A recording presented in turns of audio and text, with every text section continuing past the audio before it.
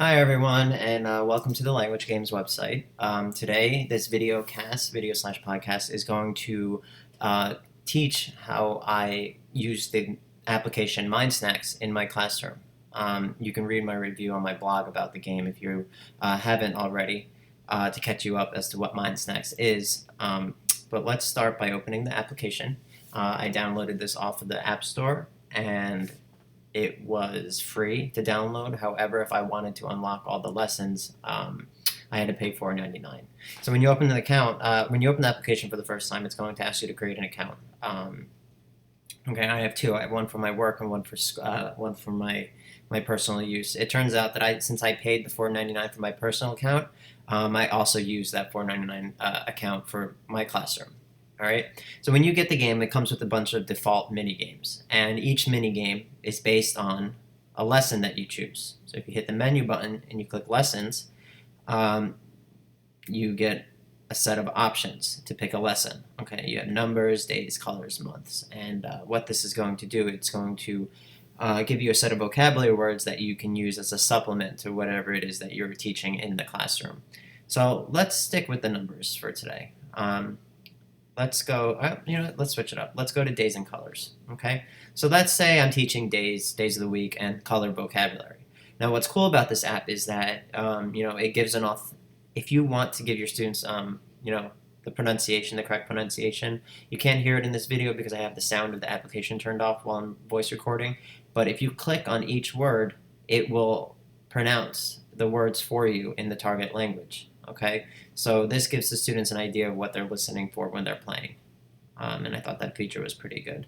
So my favorite minigame, and I do eventually unlock everyone. The reason why they're all not unlocked, considering I had this game for a long time, is that the game records your progress, and when you have 4 or 5 different Italian classes, it starts thinking that each class is mastering each category because each class has done it. I do it 5 times a day.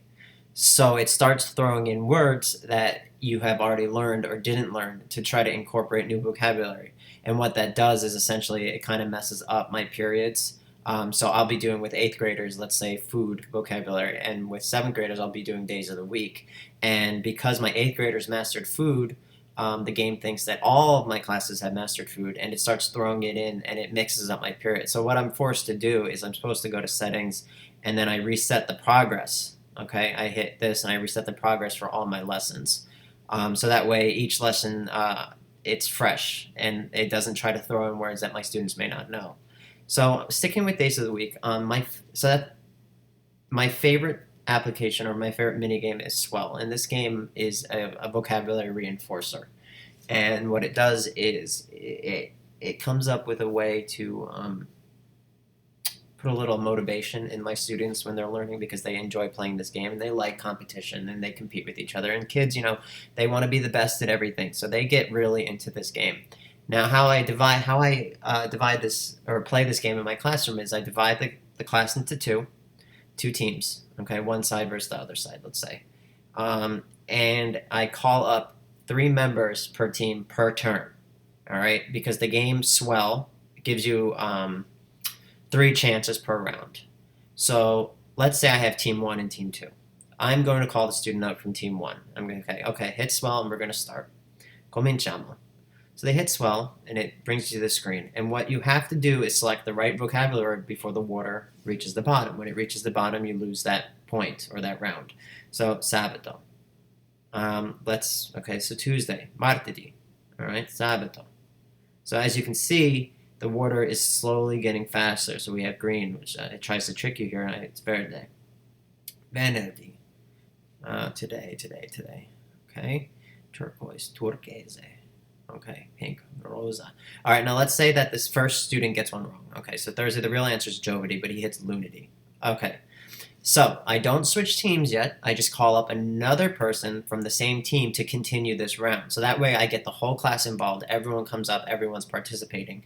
And not just one kid sits up here for all 3 turns. So let's say the second kid comes up. Okay, domani, turquese. Okay, and he gets green wrong, and he says red. Oh, sorry. Okay, so we're still on the same team. All right, team 1. Team 1's third player is now going to come up and finish the game. So I'm gonna go a little bit further in this round to show you how fast this game gets after a while. Okay. So I'm going through. Yellow's giallo. Okay, Saturday sabato. Martedì is not on here. None of the above. Okay, marrone brown. Martedì Tuesday. Rosso red. Okay, nero not here. Okay, so as you can see, the game's picking up speed. The kids get all excited, and let's just end it there. Okay, so now my team one has finished, and what I do is I write the score 240 on the board. Okay, so team one has 240 points. All right, and then what happens is it takes you to this data screen where it shows you all the words that that team knew and understood, and it shows you the ones that they need work on or the ones that they need more time to master. Okay, so now I go back to menu and I hit swell again, and I call it team two. And now team two goes through the same process. All right, I'm not going to do that. I'm going to go to the main menu. So that is how I do swell.